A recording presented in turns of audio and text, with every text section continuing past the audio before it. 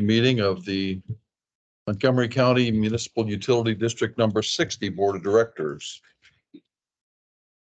Call this meeting to order with roll call. Director Betty Doherty. Here. Director Donna McAleer. Here. Director Bob Lux is here. Director Dale Walker. Here. Director Mike Wise. Present. Good. We have a quorum. We have an agenda. We're about to have a meeting. So go to agenda item number 2, opening invocation and pledges of allegiance.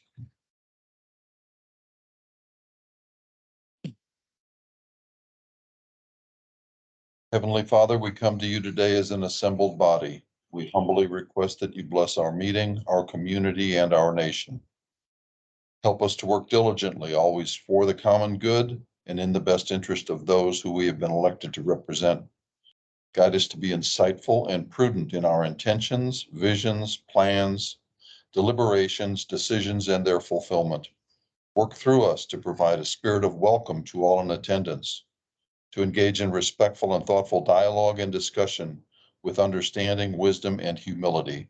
Amen. Amen.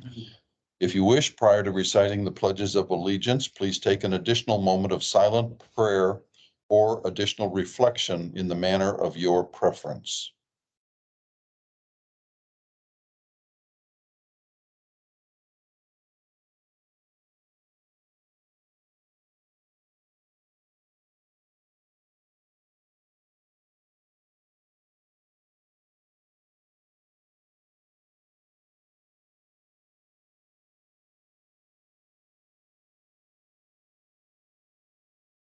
Amen. Thank you. Pledge of allegiance to the United States flag. Pledge allegiance to the flag, the United States of America, and to the republic for which it stands, one nation, under God, indivisible, with liberty and justice for all. Pledge to the Texas flag. I pledge allegiance to the flag. I pledge allegiance to thee, Texas, one state under God, one and indivisible. Thank you. Receive comments from the public. Agenda item number 3. Do we have any today? None. Okay, fine. We have some guests in the audience. Director Bredehoff, pleasure to see you. We have Team SJRA here. That's good.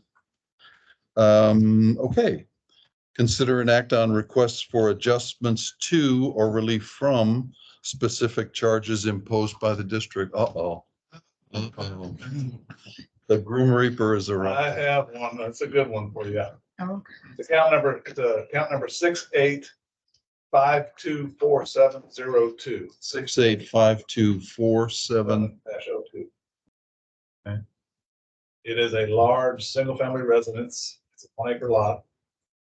And this is a sprinkler meter adjustment. Only a sprinkler.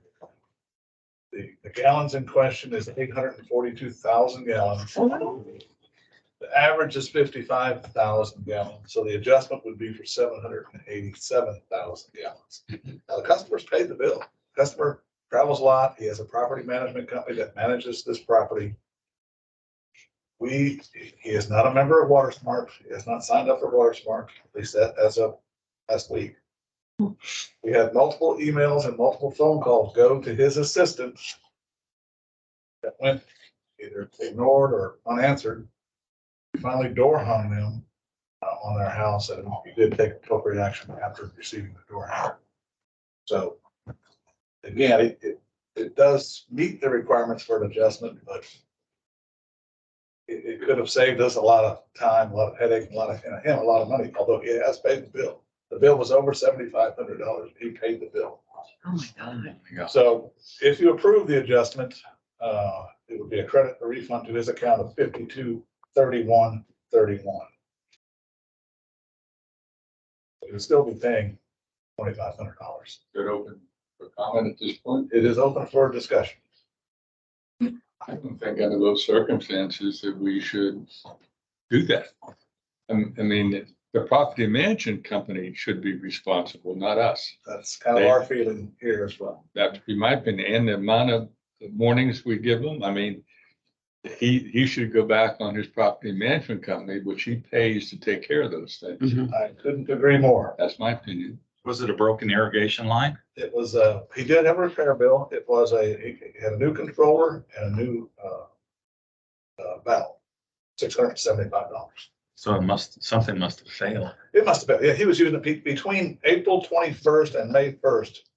He was using 75,000 gallons a day. This is just a sprinkler meter, 75,000 a day. How big's the property? It's a 1 acre lot. An acre. That's a 6,000 foot Have a house. lake out there. A slip and slide. It's on some slope. It does have a good slope to it. So it drained off and they didn't notice it. Well, Oh my. no one called it in, but you know, he was getting the alerts. He was getting the alerts from us. A haul every week. Hey, it's still going. And they just either ignored it or just didn't prioritize it. Anyway, so it's fixed now. Were these notifications to the management company or to the Yes, resident? to his personal assistant. Yeah. Yeah, to the management company. Yeah, the house is not occupied a lot. Whatever he does, he travels a lot. Is requiring, the Water Smart, you know, having that information, or signing up for Water Smart, is that under our purview to require that? I mean, we're not even giving any money back. Kind of but- unofficially, we've been requiring them to Okay. get some skin on the game. Get Okay. this ready. Part of the settlement though, right? Yeah. Yeah. As part of the settlement, if it's approved, we require them to be in Water Smart. Sign up for it. Okay. But it's only as good as, you know, his helpers, if you will. If they're not taking it seriously, we might see him again. I agree with Mike. Further discussion? This reminds me, there was an instance over by the Indian Springs, behind HEB. Yeah. There was, we would walk past the bayou there, I call it, and there was literally a pond between the earth berm and the privacy wall that they put in there. And it was about I know exactly what you're talking I'm the one that called that all in about. Was it? Okay. several times. Yeah. And so I went to management and I said, you know, you've got a pond back here. And it was literally leaking under the privacy fence and pooling in their back where they parked the trucks. So Yeah. they were driving through this puddle of water Every day. and then it was going down the drain. Yeah. And then it went up higher, it went down the drain that goes into the bayou. So let's say they didn't see it and I bet you they ended up paying. I don't know the full story of it. We ended up shutting the sprinklers off. It just was so long. We shut them off ourselves. Well, and then the thing, they had work repair done and then they turned them back on and then the pond formed again. Yeah. So I called it in 3 times. Yeah. And we went out and shut it off at least twice. That's what I said. Yeah, yeah. So, but eventually they fixed it. Eventually they finally got it fixed. I wonder how much they spent.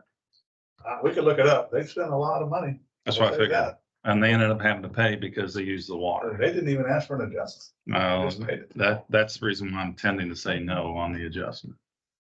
That was, I mean, this is a single family resident. I mean, this is a home, not a business, but But as a single family residence, I check my sprinkler system, you know, once a month or so to look for a broken head or whatever, water squirting in the air. sure, I take the responsibility to do that. likewise. And if I had and I wouldn't even be, if I had a property manager on my property when I was away from, the first one I'd go to for get the money back is property management company, not the place where I get the water from. Can't disagree. Because then he wasted a lot of water. And we're wasting we're wasting the rest of the residents' revenue. Do you write a letter to them noting the opportunities that they had to correct? We will note on here that the board, it was reviewed by the board and denied for these reasons, Okay. or passed. Further discussion? I agree. You agree? Okay. Okay, we have a motion to deny. I make a motion to deny the, I'll second. Second, Director Wise, Director Doherty. All in further discussion? All in favor signify by saying aye. Aye. Opposed? Abstain? That's it, Motion received. Thank you. And if you clarify that to them, that exactly what the discussion was, please, because, and strongly recommend that they get on Water Smart. Because we don't like to do this any more than they like receiving this news. But they've kind of put us in a box here by their ignoring of the consistent messages. Thank you very much, Mike. Okay, consent agenda. Pages 1 through 13. Right? No. Yes, 1 through 13.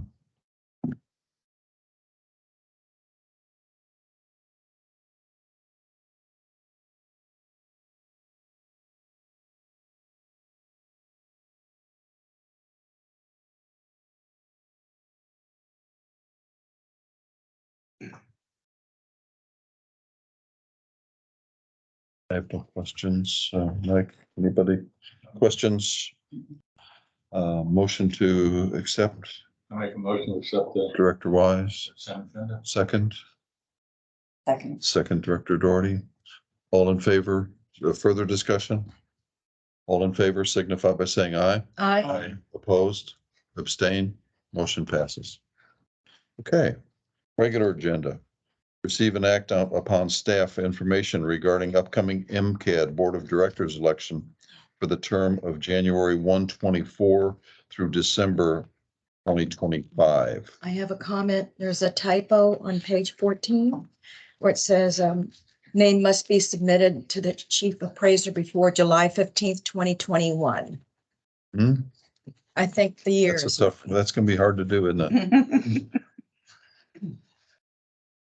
This is the second step. Last month was that, where we nominated, Metro nominated Arthur. They wanted to participate, not nominate. They wanted to participate.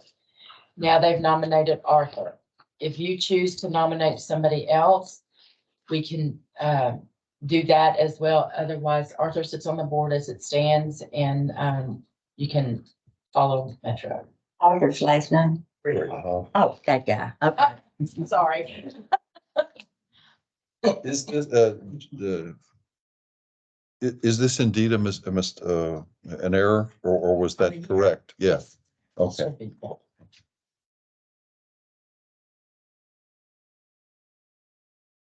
Okay. So, the action has been taken. We put forth, And you have a Great resolution. results, yeah. Which has been signed, and very good. So we do require action on this. Yes. So the motion to, confirm the nomination of Arthur Braderhoff as our, proposed representative. That be the motion? Brian? There doesn't need to be a motion since he's already been nominated by Metro. Metro. If you want to, just to We would signify need to, your support, but you'll have a chance to formalize your support of Arthur next month when the Okay. resolution okay, for your vote will be considered. so we, This is informational. We include Informational. on all the agendas because, you know, you can't presume that one body is going to be taking action, even though Okay. we expected that Metro would. But there's no action. okay, very good. Agenda item number 12, receive the San Jacinto River Authority Woodlands Division report, including 7 bullet items, which are, Oh, my gosh. so, I'm not gonna go through that. Everybody can read and go for it. Good afternoon, Mr. Meeks. Nice to see you. All right. I've got the first 3, Dan has the next 3, Jamie has the last. Okay, save the best for last, right? I'm gonna shoot through them. If you have any questions, let me know.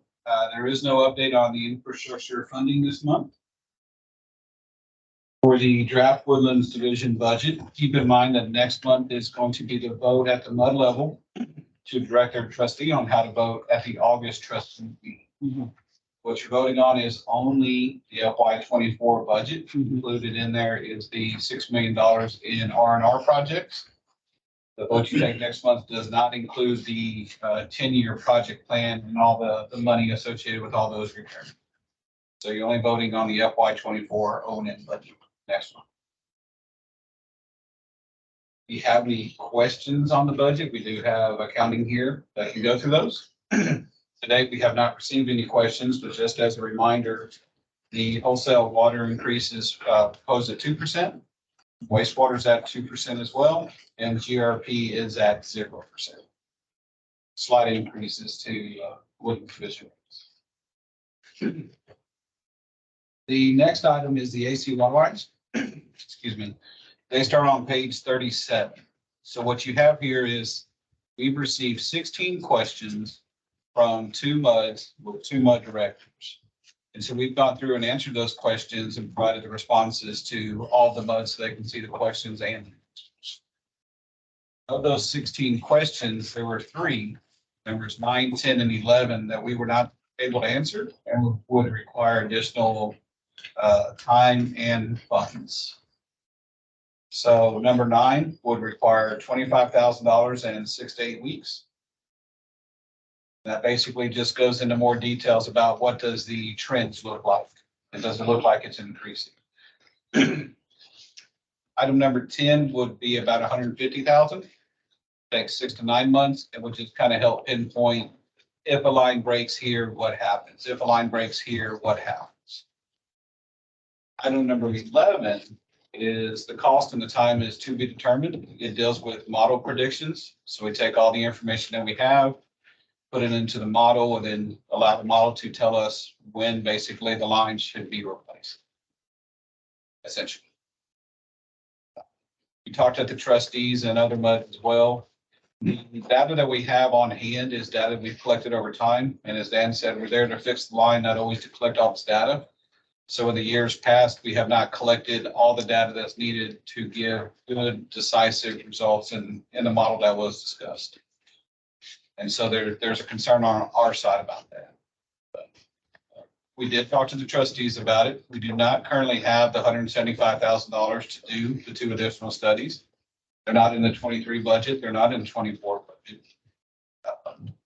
We do plan to go to the trustees in July and talk further about AC water lines.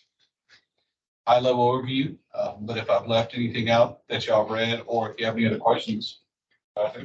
Thank you for the detailed Q&A. This is very helpful. I brought some things that I'm hoping we have some time to discuss when you've gone through all of the items. And it specifically deals with the AC water issues. I brought some professional papers that are peer reviewed that discuss, we'll get to it when we have a chance at the end of your presentation. So we're going to go back to this if that's okay, or unless you want to do it now. I'm fine doing it now. Y'all are fine doing it now. Okay. I apologize. My printer is like me. It's old and it broke down. So I have 7 copies. They do? Okay, I'm going to distribute it anyhow. Can you go ahead? Did I pass that around? Make sure they have enough back on that one. It's a pretty one. That's this one you gave me earlier. This one. Right, so, So I have. yeah, I have 7. you can go ahead and pass that. Okay. You need a copy of these? Okay. So again, thank you for your detailed Q&A. And I understand that data is not free. Right. So to answer some of our questions, it's going to cost us something. And I know you had a consultant look at the average life of the AC pipe. So these are 2 publications. Again, they're peer reviewed. Who knew that there was a crystalline tile association? Yeah, that's obscure, but it's there. Not to bore everybody, but if you go to page 3 of 6 on your handout, it discusses the difference between the length of age of PVC pipe is 50 years. Now, this paper suggests that AC pipe and DI pipe is expected to last 70 years, which is different than the consultant previously said 50 years. I know you had. And in oil and gas, we do probabilities, we risk things. And it's very possible that the 50-year is, it has a 1 or 5% chance of breaking, whereas 70 may be the mean, or 50%. And then there are some that say that it could be even double the 70 years. And that's the second article that I sent you. And that has to do with Costa Mesa, where they actually did non-destructive testing. So if you go in there, they're looking at the same problem we have, but they've gone in, and what they do is they actually test non-destructively the AC pipe. So they're coming up with something. Now, this may be an outlier. It may be but they're saying that their pipes are going to last 140 years. So what I'm suggesting here is that maybe the replacement of the pipes that is being considered in certain parts of the woodland, because they're 50 years old, may be a moot point. They may not be failing at 50, at an age based. But if you look at the second article, what it does is it discusses, on one of the last pages, it discusses how to actually perform this test. Now, I don't know how expensive this tests are or how much it would cost for us to do it, but they go through a workflow on page 21 that discusses how you can determine whether or not a particular pipe is going to fail. So in other words, not all 50-year-old pipes are going to fail, right? Depends on the thickness of the cement, you know, what kind of water has gone through it. Is it acidic, for example, or is it basic? But this gives us a workflow to see that maybe we can get away from replacing all the 50-year pipe 20 years from now, in 70 years, as opposed to 50. Because I know the thing is, it's 50 years old and it breaks, may not necessarily be the proper generalization. So if you could you take a look at these articles and add them to your Q&A that you have here? I appreciate it very much. I was gonna say, I had not read through all these articles. The one I just received today, the other one I got the other day. You know, these are peer reviewed. So, These are not a newspaper article in the Chronicle. correct. The Barnacle, excuse me. I appreciate that for bringing them to us. Yeah. And well, see, people have to be accountable in these articles, and that's when I said peer review. All right, they're professional engineers. Their licenses are on the line. They just don't say something to a chamber of commerce or to a city. These are reviewed and factually correct. So this should be in our mix to determine our repair schedule, is what I'm saying. I think this should be part of our review, what I'm saying. So I appreciate it. You don't have to give me an answer now, but I just think we should need to look at it. One thing to consider, I've read a lot of articles and a lot of publications. They're talking a lot about the pipe, Yes. right? Yeah, They don't talk about the environment the pipe is in. absolutely correct. Pipe is pipe. They don't talk about the fittings, right? You're The absolutely right. rubber gaskets that are in there. So my concern is when you read these and you look at these and say, well, your pipe's gonna last 140 years. Not necessarily. Right. Yeah. Even when you say it may last 70, there's other factors. The pipe itself may be good for 100 years, but the gaskets, AC pipe is basically, it goes together, then it has a coupling. On that coupling, you have two gaskets, one on each side. Yeah. Those crack, they split. I mean, they're basically a polyurethane or a rubber or something. So they should have. Like my oil filter has a gasket on it. Exactly. Right. So, You don't want a good oil filter and a cheap gasket. right. So when I'm looking at the AC pipe, and I know a lot of focus has been on the actual structural integrity of the pipe, I'm looking at the pipe, not just the pipe itself, everything that's around it. So when it gets like Harvey, the ground moves, right? A lot of water soaking in, water table comes up, ground moves. Bedding in the woodlands is non-existent. Yeah. That pipe's sitting straight on dirt. Mhm. Then I'm looking at when it gets dry. Excuse me, the ground moves. So I agree with you. If we go and test the pipe, it may come back and say that pipe's good for 100 years. Could I ask something here? This is very good information. I appreciate receiving that. I obviously haven't read this yet, Mhm. but I think it, well, but let me ask a question. In the assumption, when they say testing the pipe, I don't want to make an assumption, But did they just test the pipe or did they test all the fittings and the gaskets and everything that go along with that pipe? We need to contact the people. We need to find that And out. then when you're talking about, in the north, it's freeze and thaw. Yeah. Right. And in Dallas, it's a swelling of clays. I used to live in Irving, right? Beautiful homes. You could see right through them because the bricks would detach.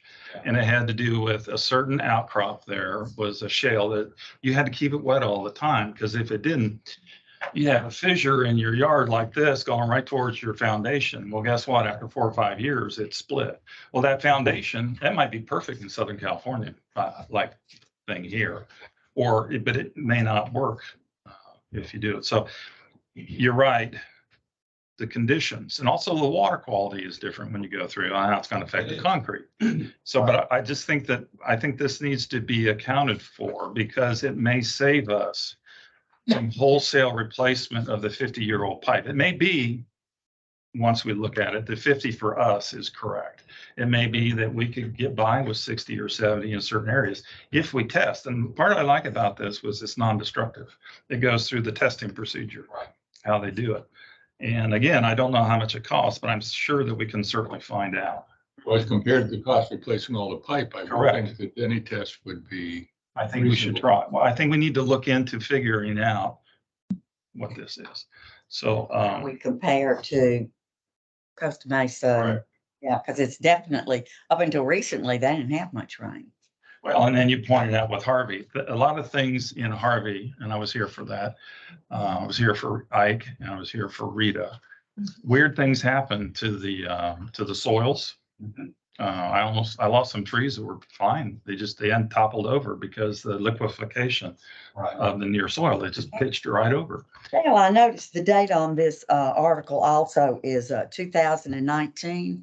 And I bet that's before they had the deluge of water that they've had out there, the days and days and days and days of flooding. So I've lived in Southern California and they don't know about rain there, because it just never rains, very rarely rains. So I think that's a condition because we get lots of it and lots of different reasons. Well, and then the thing is, since it's public, since it's Costa Mesa, I'm sure that they'll get us the information to help us. We can take a look at it. Something else that, going back to your first document from ICA, Yes. the highlighted on page 3, it says lifespan of PVC is predicted at 50 years. And That seems like a little bit long to me. what's PVC is actually a little bit lower because it's estimated at 100 years. Oh, really? Okay. And ductile iron is up there as well. Not sure what it says. Corrosion's a factor, of course, but depending on the water quality. Where are you looking? What paragraph? Page three. The highlighted I section. think you're on the budget. Well, it's going to require, I think, some further research into, for example, like you said, PVC. Now, the thing about PVC is, are they talking diameter there? They talk what's in your house or what's in your yard. And I just bring that up because I see PVC is at 50 years, so automatically I've cast out on the AC. Right? Yes. It brings up a question. Yeah. But the other part of this too is when we're looking at the entire system and what we're replacing, we're saying, okay, AC, we all know will be replaced at some point in time and we believe first. Right after that, you have a little bit of time, but then we think PVC starts to need to be looked at right around the 2050 timeframe. So the general thought was, okay, get through the AC replacement and buy you some time before you have to start looking at the PVC. But if you push the AC off, then it's going to coincide with PVC, and then you're going to be stacking the pipe replacement. So not saying anything's right, wrong, or indifferent. We'll definitely consider this, but there's also a little bit of, strategy in planning out the long-term replacement of assets and equipment. yeah, because you don't want to have a traffic jam when you're working on one and then it interferes with the other. Right, and then your prices go sky high. But yeah, we will definitely take this into consideration. Good stuff. Now, is you said the DI, is that more old school, like New England and Midwest where they had metal pipes? Is that more ductile? No, we use a lot of ductile iron for, I think, everything above 24 inch, the larger lines for sure. Okay. Yeah, most of your lines at the plants will be ductile, the above ground big pipes you see. Oh, coming above in ground, and going okay. out. I mean, below too, but Just the bigger pipes you see. Yeah, I just think that the fact is they were using, like I said, in oil and gas, you use a probability curve. You know, what's the probability of, and is 50 at that P50, or is the P50 at 70? In other words, the probability that it's going to fail, it's a 50, it's a shooter's chance. I mean, are you feeling lucky today? Kind of thing. Right. Right, which is your point about, do you want to have sections of the woodlands with no water? But I would think what you bring up is important to make sure that we are in our analysis. Sometimes you can get blinders on in your analysis that you want to make sure that our system never ever fails under, any circumstances. So you get that pendulum going to this side of the curve. But realistically, when you talk about the amount of money that you're going to spend to do this, And the debt and the long-term payoff. and the long-term payoff, you're maybe not quite be so towards that side of the cycle. So I think it's very well worth looking at to make sure that we are doing the proper analysis. And a little bit of no risk is not good, and too much risk is not good. That's But why a little risk probability. may be appropriate. Well, and the phrase is, are we doing the belts and suspender? Are we wearing two belts and suspenders when we're going at 50 years? Or is that proper generalization? I don't know. But what I want to do is I want to address this. And I think it's appropriate for us to contact the utility here that is with the city. I mean, for them to come out and publish, and the AWWA, I got to get the acronym right, American Water Works Association, is not History Channel aliens. I mean, these are reputable. Catalog from the AWA. Yeah, these are reputable people. And for them to publish and say this program, it was found out on average, this utility at this city, the ACP was going to last 140 years. Maybe their gaskets, I'll use the phrase, are different. Maybe they're more longer lived. They don't have the problem we have here. But I think we certainly need to look at that because of the costs involved. Thank you. Sorry. Thanks. Good stuff. Thank you. I have a question, Chris, on that same thing on page 3, question number 10. That this kind of, I underlined it, struck me. The comment was made, we are committed to proceeding with the current town center work. Is that true or false? Currently, it's still true. Okay, It's still under design. Okay. so that is, that nothing has changed. Okay, Can I jump in? Design doesn't mean you have to pull the trigger. Yeah.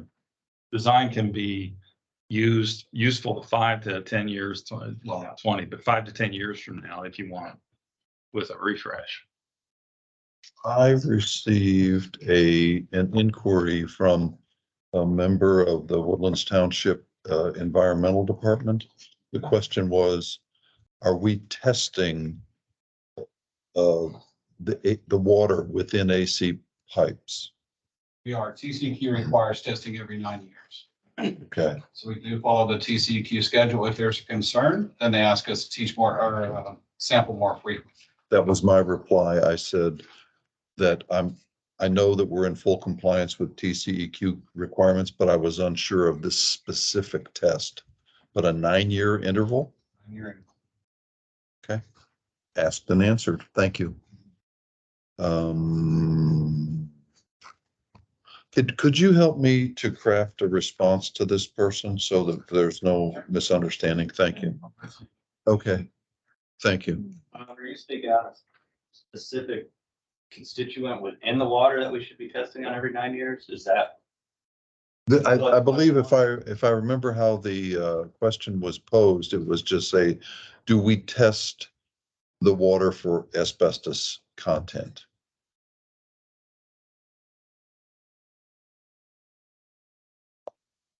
Yeah, I'll also confirm the question. Okay. Okay, are we to the Bear Branch Dam rehab? Or have we gone, was there no update on that? That must be this one. Yeah, but I can provide quick updates on that. On Bear Branch Dam rehabilitation, that is service spillway and the upstream soil That's soil not bad. project. Mhm. We are coordinating right now with the Corps of Engineers on all kind of the contractual paperwork. We're putting together some reports and summaries of the project, working to fully obtain that $3.6 million that we got. Right.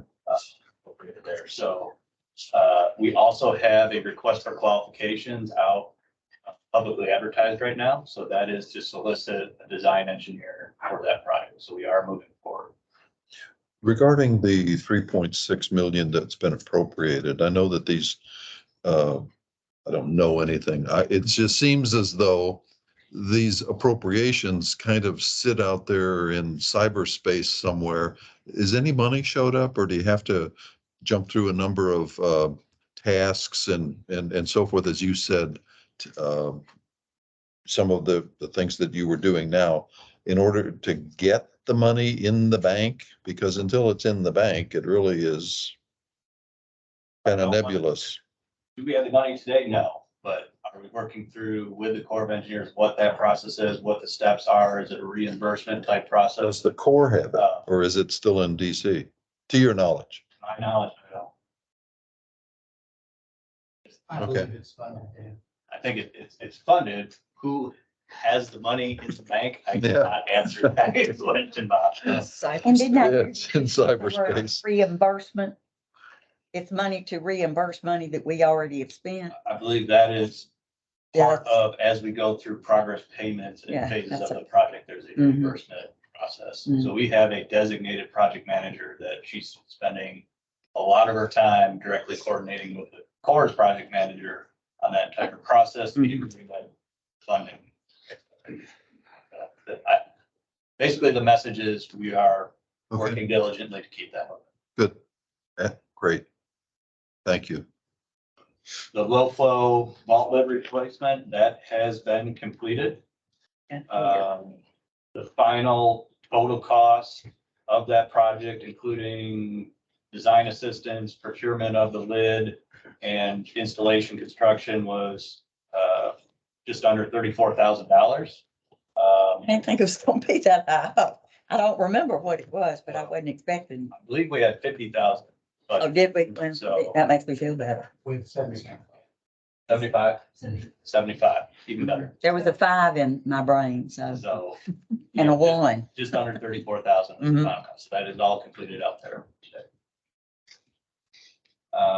Bear Branch monitoring report, there is just, what we typically include an email on page 36 in your packet. That is the operation Mhm. monthly report, inspection notes on the ongoing graffiti fence cutting type situations. Nothing really, no major. incident. Daniel, can I add something? Yes. Really, so, Ed wanted me to mention that. Last couple of years, there's been some discussion over whether we want to, enhance our security measures around. I think the general consensus last year was to not spend. With cameras that would report back in real time. We've had some success at Conroe with very simple cellular gateways on a couple of different areas, and I just wanted to throw that out there. Is that something? We're talking about like $300 camera, and the current cellular plan that we have will allow us to put 10 cameras, and right now we're only using 1. So just throw that out there for your consideration. Has the access from the Bear Branch Dam to Carlton Woods, has that seen an increase in traffic, or about the same, or a reduction in I traffic? have not had any specific feedback since that major report that we got of a break-in, some apparent robbery. Mhm. I haven't had any real conversations about it. Of course, during the professional golf tournament, there was some, the game was open for a long time, but there was no reports of any theft or anything. Who's responsible for cleaning up after all that stuff that's reported in here that's left by the golf tournament folks? We will end up cleaning it. They were in their contract and their agreement to use that space. they did agree to put it in the same condition or better than we found. It's been a little bit difficult, actually, seeing now, Mhm. but fortunately, it wasn't a exorbitant amount. I think we ought to invoice them. There's one particular gentleman that we dealt And, and signed the agreement. and along with that invoice, I would put in there, I would consider putting in there that if you're probably gonna wanna use this land again for something similar. And you know what I'm saying? Yes, sir. It's. I think he's got you gripped. Okay. Heard that they signed a multi-year agreement for the golf tournament, but they haven't signed a multi-year agreement for use of the space. Right. We'll look into that. Okay. I think- Have we, I mean, I go by there several times a day. I mean, I see a lot of people fishing and so forth. Has the skateboarding kind of been something that's gone away or? We don't see much. A lot of graffiti, obviously. Yeah, We're really thrilled about this new vault thing. about the what? Oh, the vault, yeah. Because it's a safety, and it's less prone to vandalism. Mhm. But it's the physical stuff, it's graffiti, that's the main thing, it's cutting of our fences. Usually, if we mend a fence within a week's time, it's cutting, Yeah, so it's just constant. I was gonna, before someone brought that up, was wondering in my mind whether we should consider putting up some kind of cameras there too. Well, that's where I'm kind of circling back to Yeah, also, but Mike. I mean, it's gotta be costing us if money. it isn't as cost effective as you indicate that it is. Yeah. I think oftentimes, behavior, when you have a sign that says you're being filmed, your behavior might change a little bit and you might think twice about some graffiti and. In here, Mhm. for, I can't remember. Anyway, he got arrested, they went to his home, knocked on the door and took him to jail. And that was a pretty significant, I think the point I'm trying to make. What was the charge? uh, Vandalism or? Vandalism. I've got a report on it from the Okay. police that I can. I just thought you might recall. Point D, make a couple of examples that probably likely will reduce. So there's another issue that's in the back of my mind, and we were worried about replacing the vault lid because it was a safety issue. Mhm.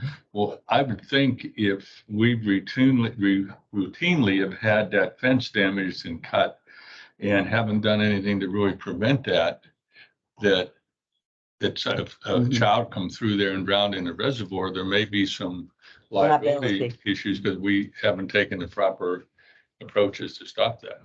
What are there? There's 5 of us that are in the, okay. So even if we were to have a motion today and ask that you, pardon me, come back with more information about costs and so forth, which perhaps we could then present to the other 4 participants and see what everybody's share would be and so forth, we might be moving in the right I direction. think he mentioned it was $300 a camera. There's what, 10 spaces to put cameras in? We have on our cellular plan with the rate that we're already paying up at Lake Conroe, we could include 9 more cameras without any addition to it. On that cellular. Is someone monitoring these cameras? We have the ability to monitor, and even as I'm sitting here, I get notifications that if certain things trigger them. But we can log in and monitor them as well. Just something to think about. I'd entertain a motion though to request that a proposal be brought back with the cost to us, and then subsequently, then we'll move it around to the other, our partners in the Bear Branch. Reservoir. So moved. What he said. Moved. We have a motion and we have a second. Second. Do you need Just a to? quick, the price will be, there's price, it's a sliding scale. Okay. Or The Just, more- that's fine. Just let us know what we're potentially yes, sir. going to encounter should we choose to proceed as a group of 5. Don't have an action item under the River Authority's report, but you can request that they modify the budget that they presented to incorporate that and bring it back to you. Thank you. That's Important thing. exactly what Director Doherty's. That was motion exactly what I was saying. I was thinking it twice and said it only once. So that's the motion, Shelley, I'll to second. modify the Not a motion, just a request. A A request. request, okay. Pardon. Request to modify the budget to include that. No, Okay. Thank you for that clarification, Brian. Okay. Now we're to the good stuff. Draft Bear Branch System FY 24 budget. So Bob, just real quick before that, Oh, page sorry. 35 in your packet, there's a flyer for upcoming fall budget meeting regarding the wastewater strategic planning. Mhm. So I encourage you all next Tuesday, June 27th, 5 to 7 PM at Estra's Woodlands Division Office. Stating that, you know, it's gone a few months now without really any discussion on it, and we talked a lot about the AC water line, but you know, I promise you, we've been working hard on this, and I've spent a lot of time on it, so we're looking forward to that presentation. Thank you, Dan. I hope that we usually have a good turnout from Mud 60. Yes. Yes. Now we come to, yeah, the best is last. Do you have you gave us a update, right? Budget here? Yeah, there it is. Yeah, there, here. So is this the one that you're gonna have to revise? Yes. Thanks to what we just, I just wanted to quickly introduce Jennifer Green. She's our new division accountant for San Jacinto River Authority.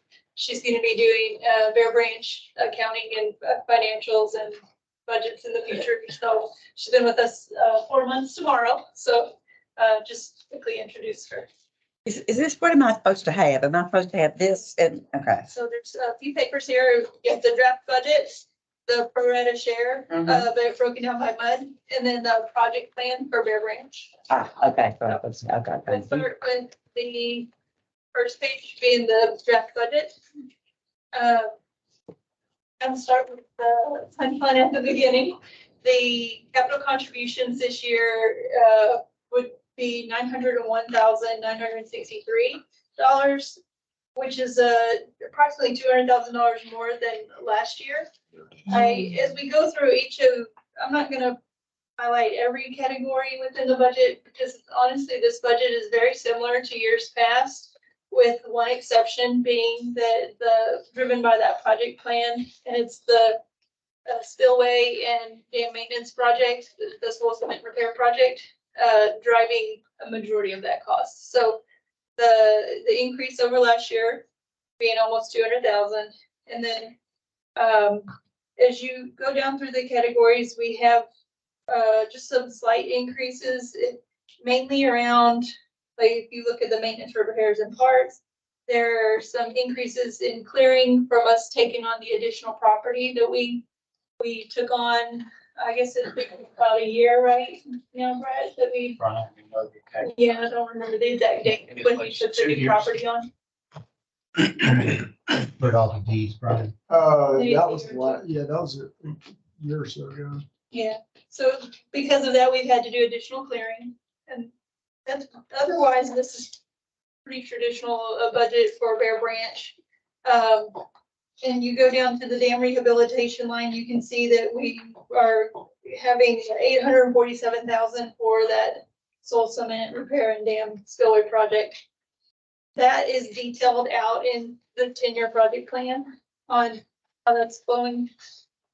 And then if you flip onto the back of this, we have a cash sources where we're going to be rolling forward $468,000 from this year's budget to next year's budget to help fund all of the activities and that project for next year.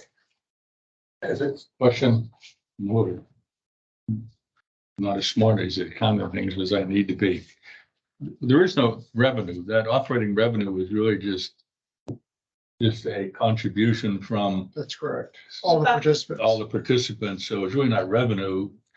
For them, it's revenue to be able, but in reality, it's contributions. It comes pursuant to your interlocal agreement. Yeah, so it's It's just the capital contributions from those 5 MUDs to the San Jacinto River Authority, specifically for the operations and maintenance of Bear Ranch. okay. Got it. And then on this sheet, it shows the pro rata distribution on how that 101,000 contribution would be broken up. And for Mud 60 this year, the contribution would be $72,346. That's paid usually every October. Brian, is there any amendments to that agreement that might Yes. be needed? That might be needed?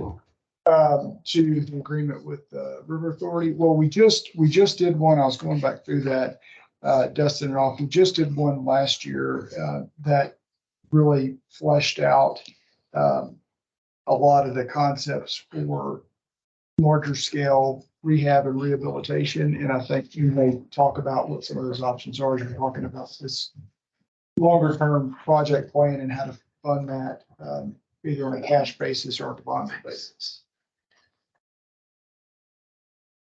Just one thing to point out, this will all change based on y'all's recommendation to add the cameras or to come back with a cost to modify the budget. So this is a draft version and those would impact the costs that you're seeing here. So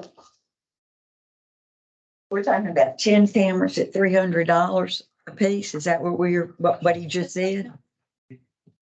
And then you've got to install them and all that kind of stuff. So it's not going to be a huge figure is what I was thinking. And it also might be something we are able to do within the current operating budget without having to modify the draft budget, which we can let y'all know. Okay. But It's not gonna move the it's needle not a significant materially. amount. Okay. And if we can cover it within the existing budget and y'all approve that, we will do that. Unless you have any other questions? So, do y'all want to talk at all about the coming years projections for 25 and 26? Kind of what y'all was looking at, these larger numbers. I see that's attached as part of the report here. You're talking about We're the, looking at page 1 of this next report. Brett, but the future years on the project plan for Bear Branch, Let's clarify what Brian is asking about, right? is there a specific project? So, We went to 2.8 million in 25 from 890, right? correct. So what I'm looking to do is kind of tee this up, especially for our new directors who, I believe y'all had just come on when we did the amendment last year on this agreement and kind of dust off everybody's recollection. So, last year, we went through a process of amending our branch agreement to allow for, because there was a concern among a few directors, 47 director who's no longer on that board now, but concerned about the lack of reserves and this being a, pretty significant structure and wanting to make sure that there was the ability to go and make emergency repairs if necessary. And so part of the amendment dealt with going and setting up a reasonable reserve balance definition of $400,000, and that would be accumulated over a 5-year period starting in 2027. So we're not to that yet. That will be in some of these further out years. So these larger numbers, you don't have to be concerned about that overlapping with some of these, a couple of these larger capital outlay years, 25 and 26. But what we also did as we went through that process is said, look, the same reason that we needed operating a larger reserve, because this is expensive infrastructure, not that many participants, no cash flow, and no regular operating, wholesale rate cash flow, and concerns about consequence of failure, having the dam fail and went through it didn't have as many the potential issues as say like Conroe Dam, but still it's a dam. So we included a mechanism that would allow for the River Authority to issue bonds for larger items that, may be a little tougher for MUDs to pay for on a cash basis going forward. So as we look at a couple of these years out in 25 and 26, I don't know, you haven't seen yet, this is preliminary, but as we talk more about these coming years, we need to see, does it make sense get an idea of what your cash contribution amount would be. Look at that within your Woodlands 5-year outlook and what your reserves will be. Is that something that your cash flow and your reserves can withstand, along with expenses for the Superior Woodlands water system, the mud system, and other river authority expenses? Or would you want to see what an option would be to bond finance a couple of these pieces to make the contribution amount much smaller and spread it out if it We extends? do have some bond capacity available, though. Well, that's what the amendment allowed for, was for the river, not the MUDs to issue bonds, but for the river authority to issue revenue bonds to fund these larger capital expenses for the dam, so that instead of you having a couple large slugs that you've got to be able to cash flow, same concept as with the wholesale system in general, you spread that out. So just raising that point that we did amend the agreement last year. Before amending the agreement, you didn't have that option. Now we do. And as you see a couple of these larger, not huge numbers, but they're larger than what you've seen on cash flow. So for previous budgets, so that's something y'all may want to look at. Can I ask, what is in that FY 25 that takes it to 2.8 million? Or I think that's behind it. They've got Portion of the spillway and ultimate repairs. so that's It's the we're, beginning of the construction. we're now funding with this 24. We're funding the study and all that stuff, and then and 25 is the actual. And then, and can correct me if I say something wrong, but I think that's the preliminary design would be what we'd be doing in 2024. And then we begin construction in 2025. So this is beyond what the federal government is giving us. The one that the federal government's giving funds for. These are that's for the Bear Branch Drainage Improvement Plan, right? Or It's the dam rehabilitation. So wait, I'm sorry, you're right. So the two projects that we got funding for, they're two separate projects on here. It is one overall combined Bear Branch Dam rehabilitation is what it's called out on your agenda. In here, it's the Bear Branch soil cement repairs and the Bear Branch service spillway replacement. So both those together are right around $5 million. That Okay. 5 million, 3.6 of that is part of that 5 million. So if you just go off of that, there is still, 1.4 million, that would be essentially a local match contribution based on the budgeted numbers.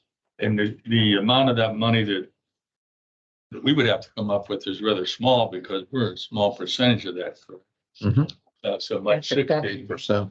So we 8%. probably don't have an issue with that as much, I won't think, as far as the funds. right. And that's why you got the option under the agreement to say, hey, we needed to do debt.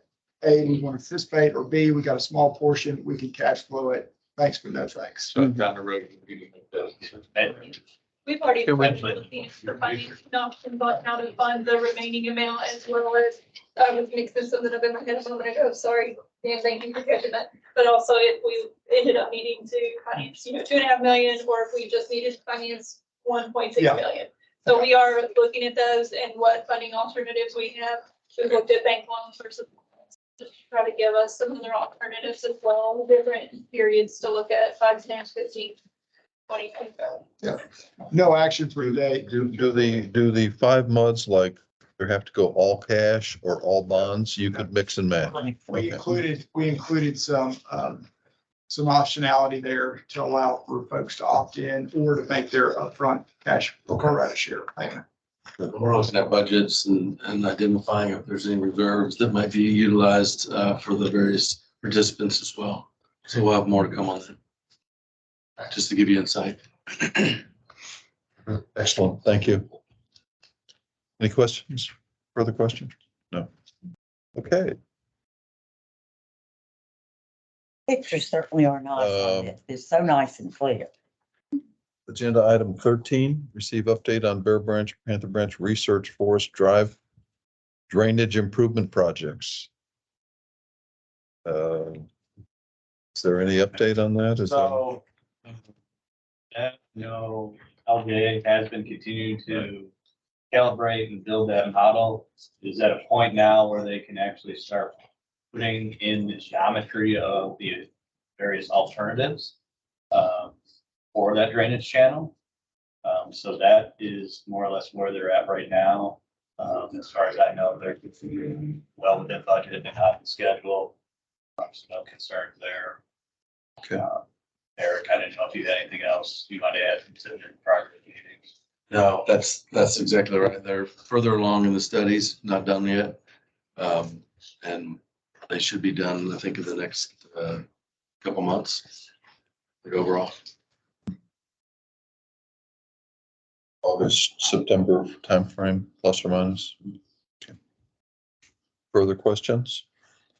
So scheduled completion of the alternative analysis is August 25th. Then the final feasibility report is by the end of the year.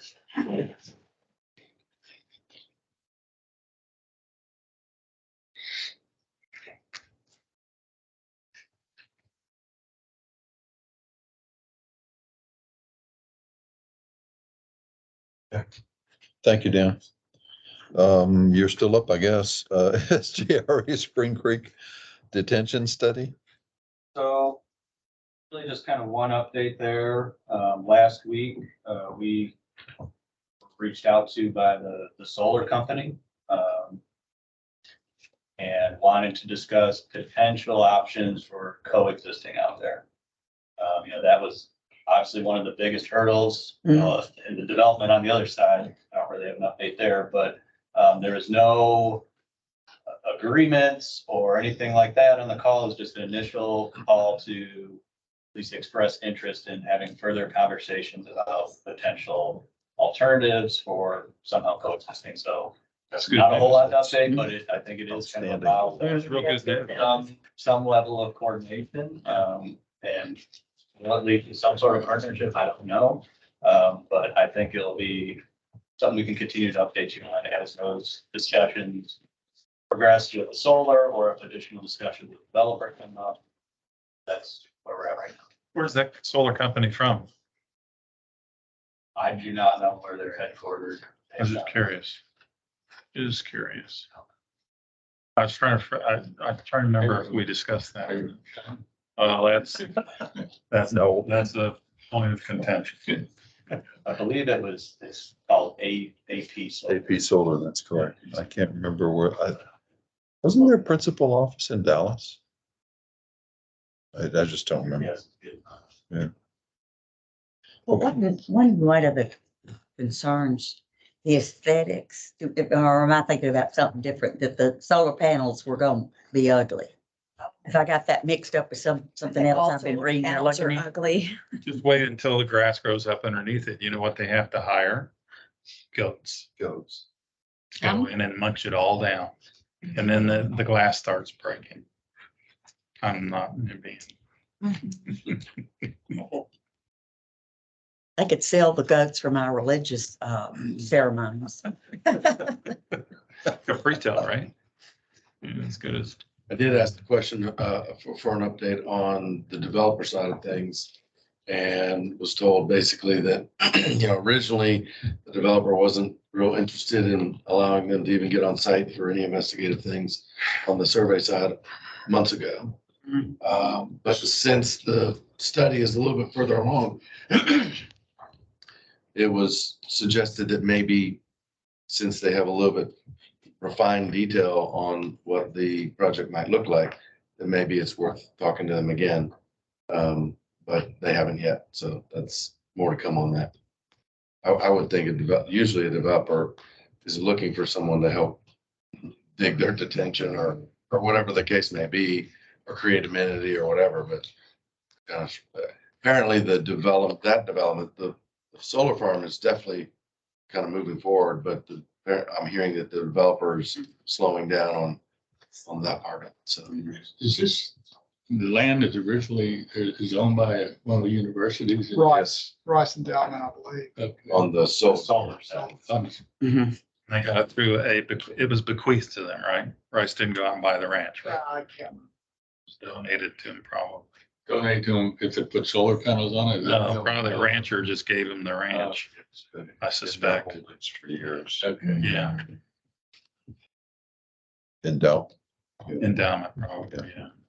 That would be my, wager, yeah. Further discussion about Spring Creek? Agenda item 15, attorneys reports. Brian? Yes, sir. A little long, so I'll be brief. Legislative session's over. Most of the other bills that were out there that we were following that hadn't passed, didn't pass. And that's kind of how it usually goes in the sessions we've talked about.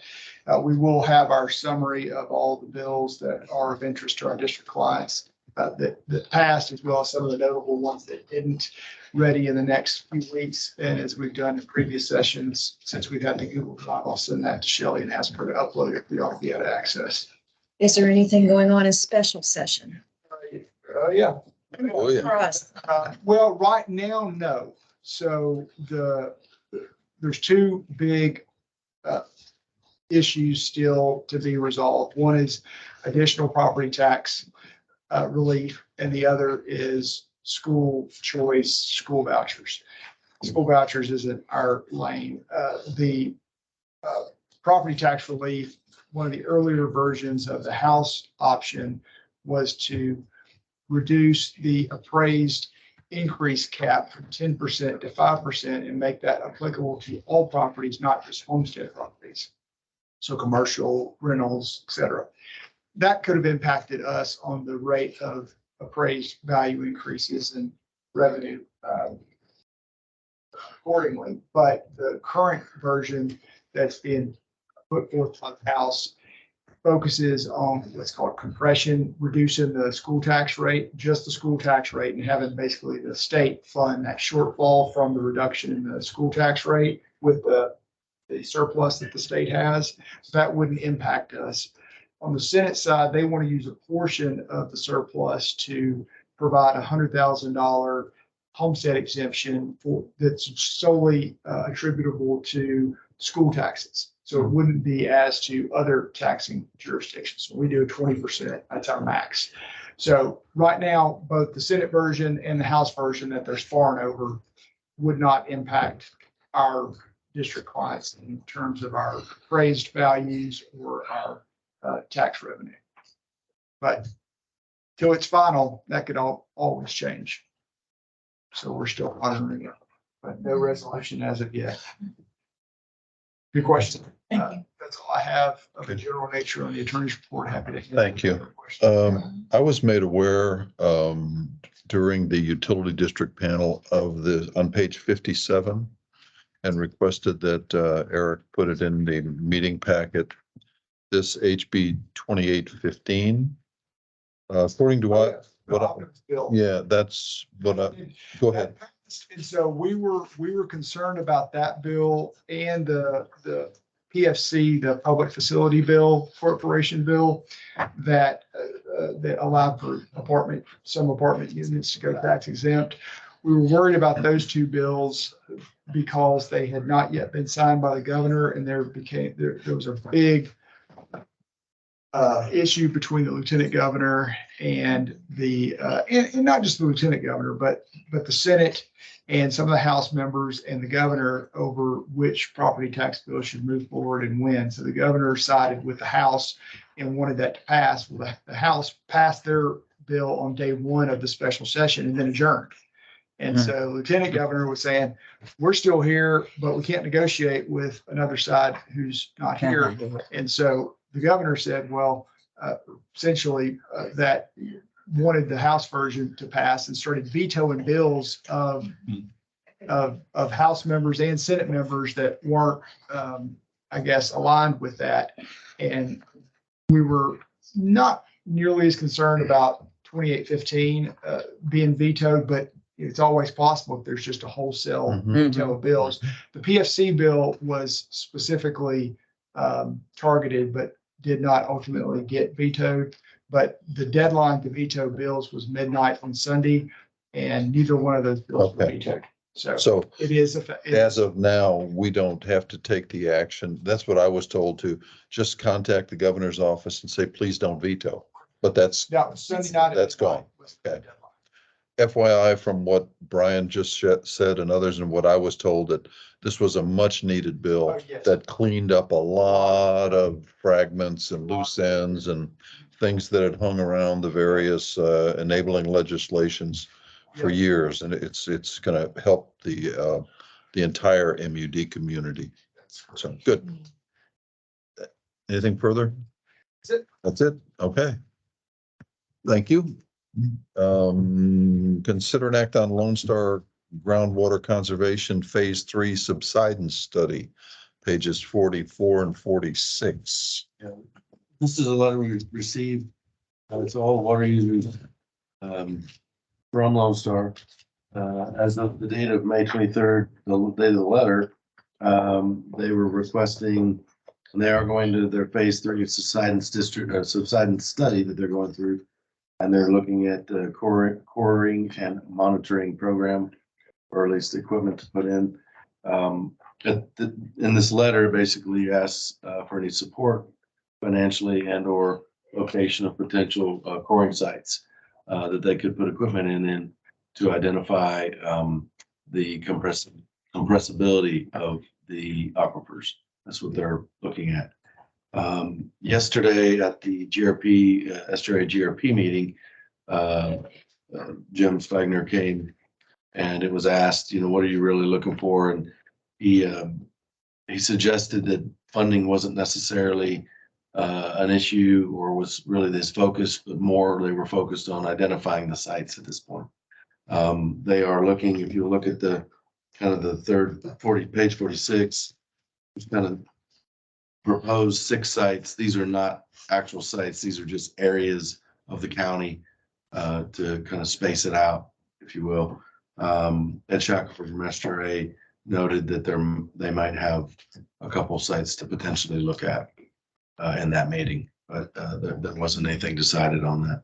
Let me ask, are they just going to narrow it down to one site or are they going to core more than one? Well, there is a funding issue because apparently these the extensometers that are needed to go into these locations to measure what they're wanting to measure are fairly expensive. Oh, like 1.6 It million, was something in the like that. millions, yes, for each one. Each one. And so I think the idea, just from what I can tell, is to space them out to try to see what the ground is doing Right. across the county.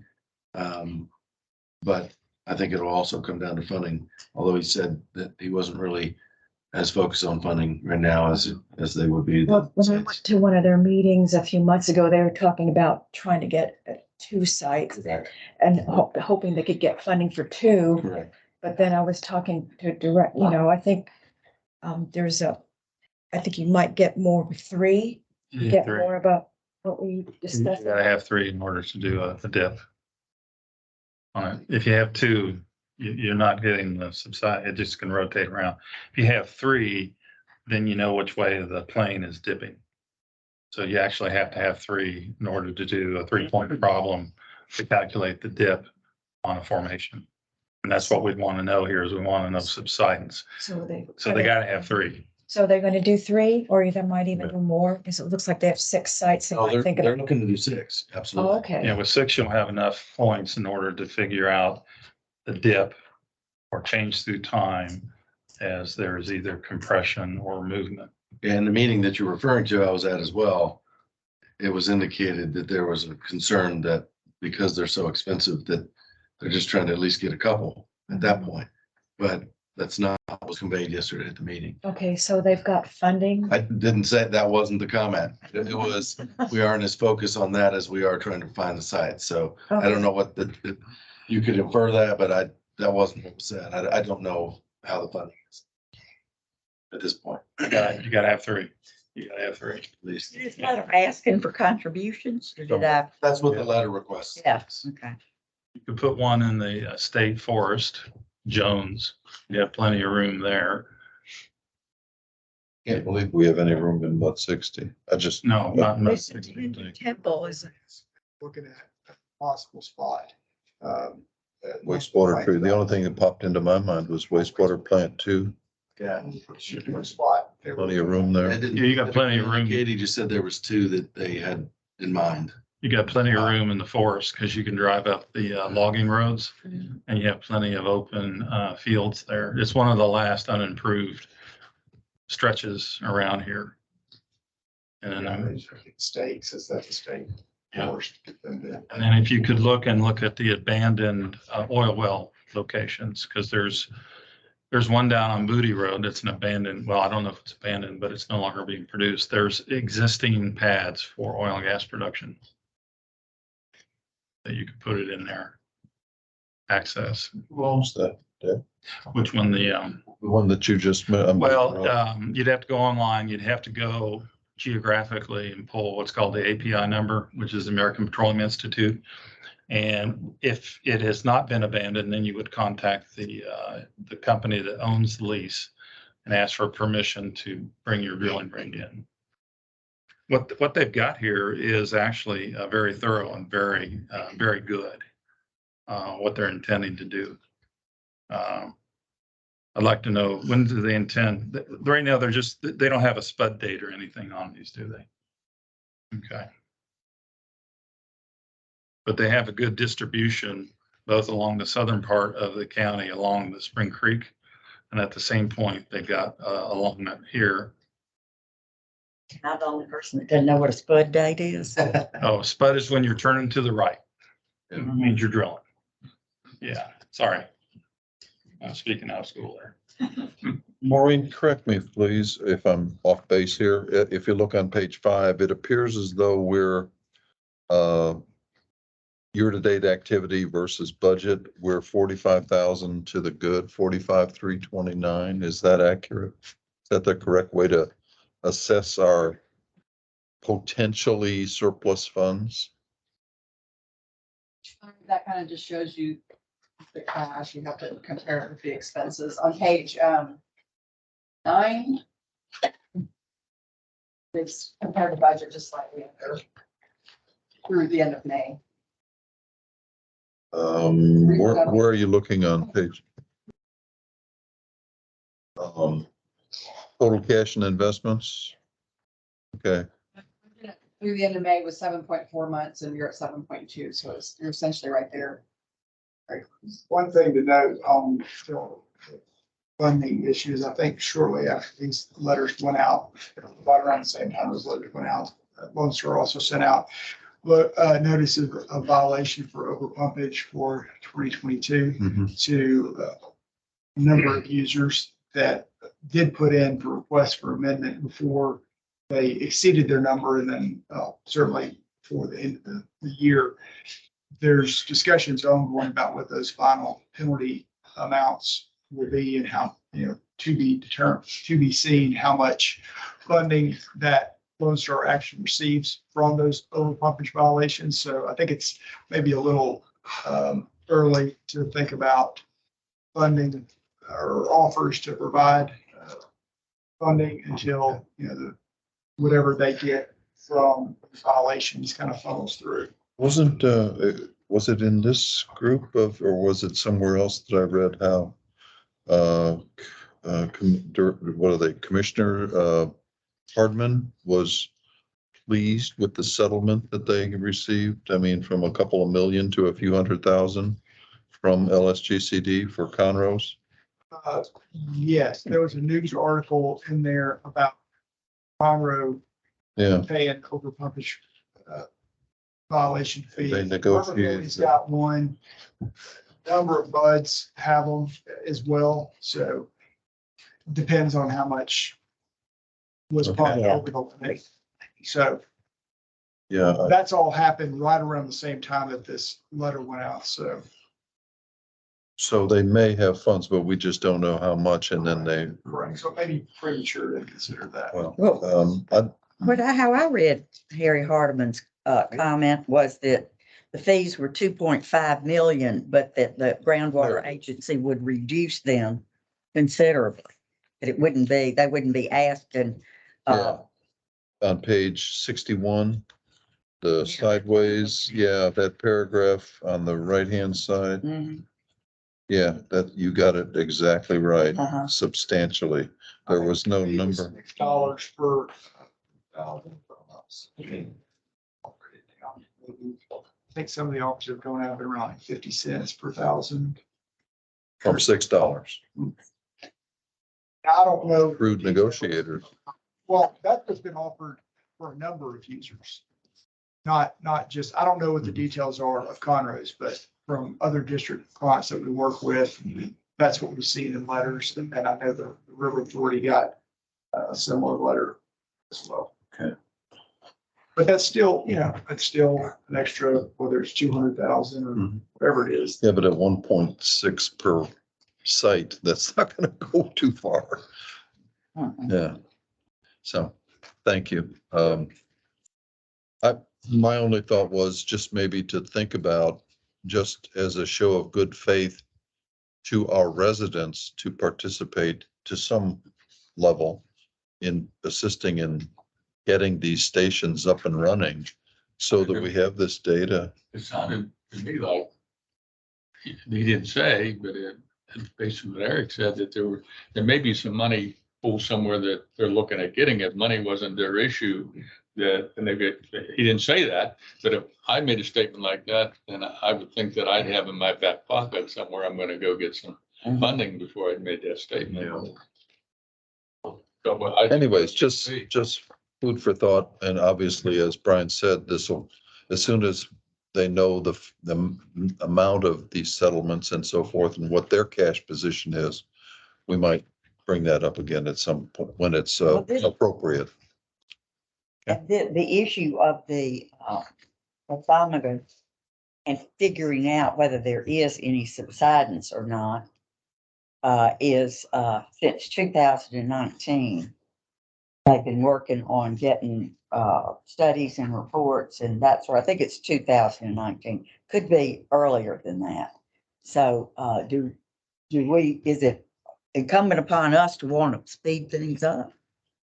Because it's been going powerful slow.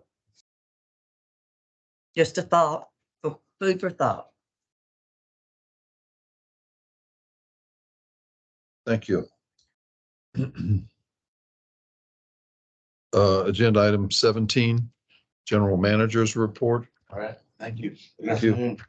I have a couple items to go over. I just wanted to report that I was Arthur Bredehoff and Janet Jennings Doyle, the Chief Appraiser for MCAD, made a presentation to me on the 2024 and Jeannie on the 2024 MCAD budget last week.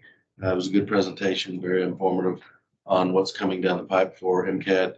Specifically, the budget going for the proposed budget for 2024 includes some software improvements to some very aging software within MCAD, as well as some personnel increases for the significantly rapidly growing protests that have increased over the last 3 or 4 years.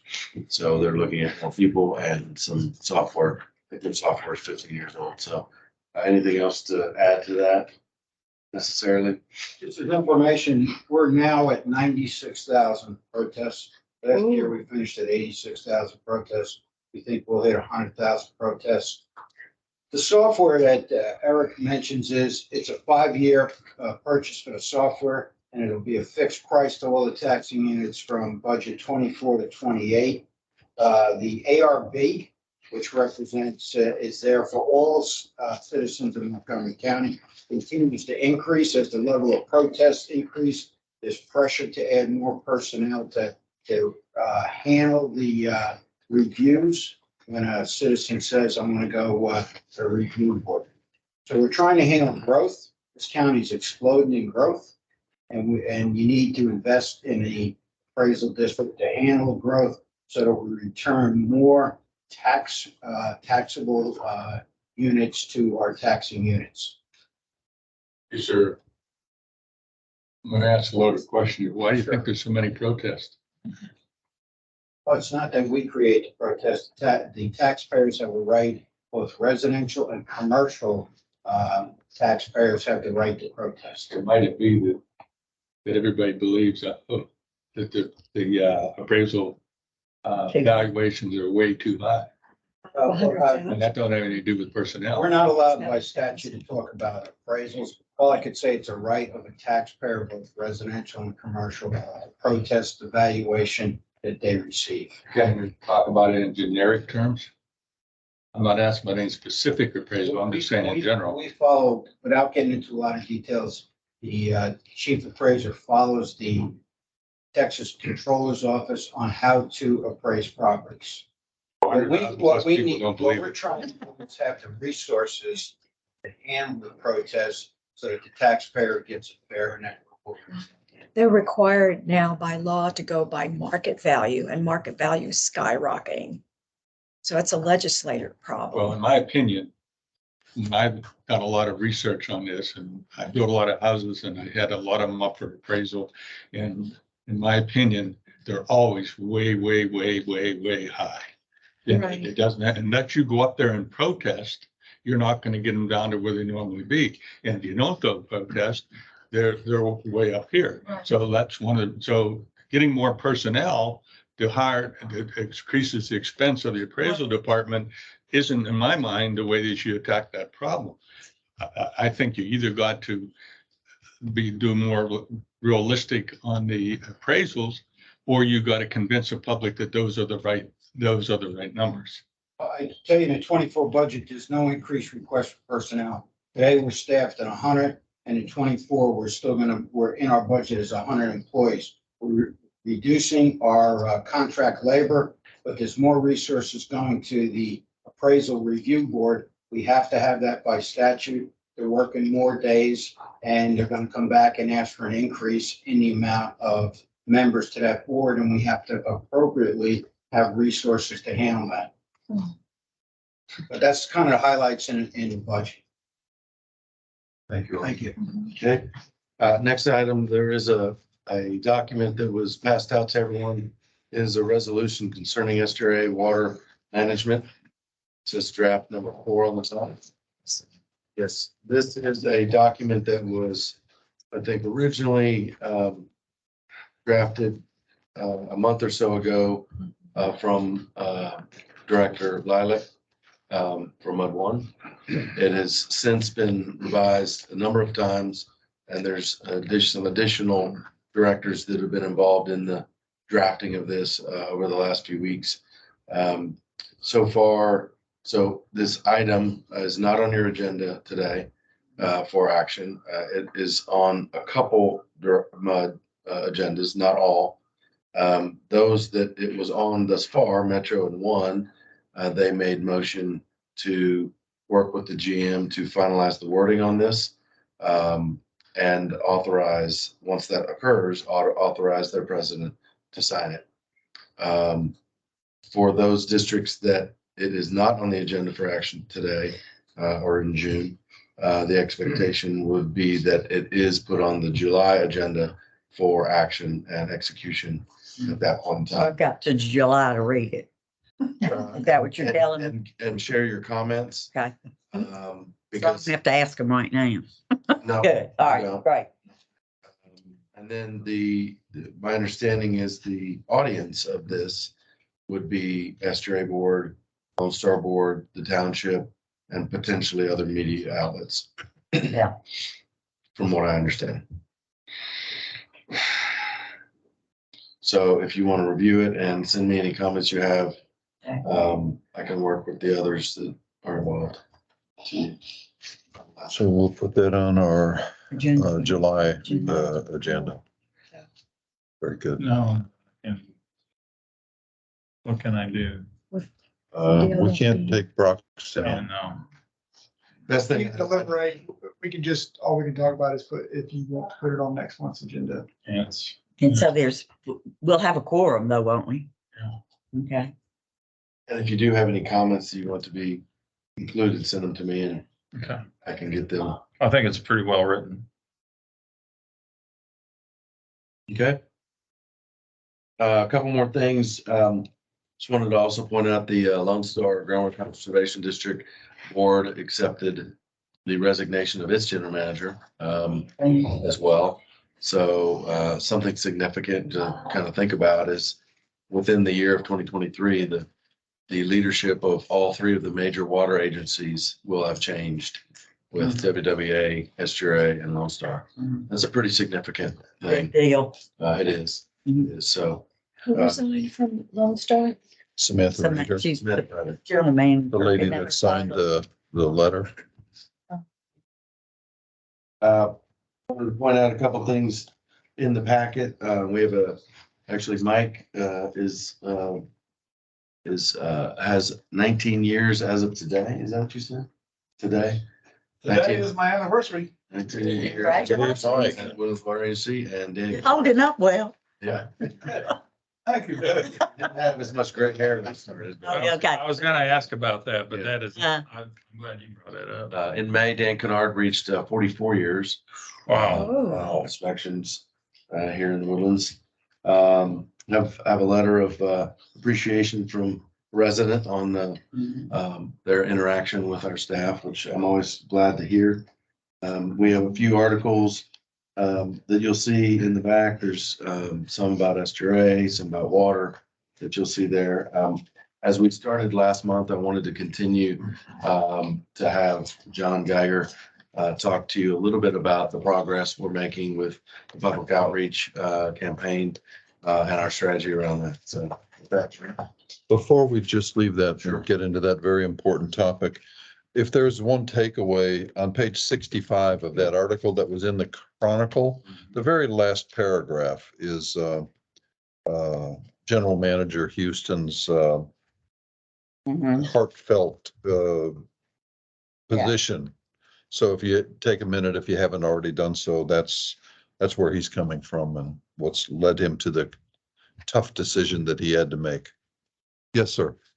Mr. Geiger, thank you. Hello. Keep it brief for you. 58, or sorry, yeah, page 58, you've got the communication report.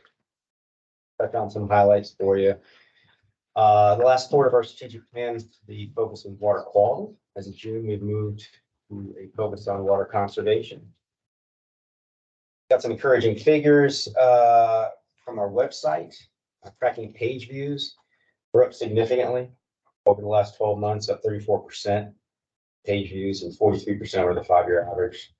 So I think we're making some headway with our strategic plan. We're seeing some encouraging results. We're also seeing some good uptick on figures for our weekly irrigation recommendation and newsletter. Our open rates, or the percentage of folks that are opening up the email, that's up 11% over the last 12 months. So it's good. So people are engaging with it more. That puts us up 19 points over industry average for agencies. So that's a nice figure. And then our click rate, so the amount of clicks people are clicking on within the email, is up 50% in the last 12 months. So they're not only opening it more, they're engaging with material and stuff. Our main marketing outlets continue to be Community Impact, Chronicle, and Community Magazine. So this current month, we have an article on CCRs by our very own Victoria Llewellyn. Of course, that corresponds with our distribution of those CCRs this month. And then next month, you'll see an article on our water loss reduction to the smart water meters. And then in August, we'll have a water conservation focused article as well. And if you flip over to page 61, we started a social media series. I just wanted to highlight there. Starting to build a foundation for valuing infrastructure. Really trying to focus in more on that message. Of course, we'll have the SGRA consultant in, and soon, sounds like late August timeframe, perhaps we'll be moving into early September. We'll actually be working with that outfit. So we're going to see those proposals tomorrow. Water staff will.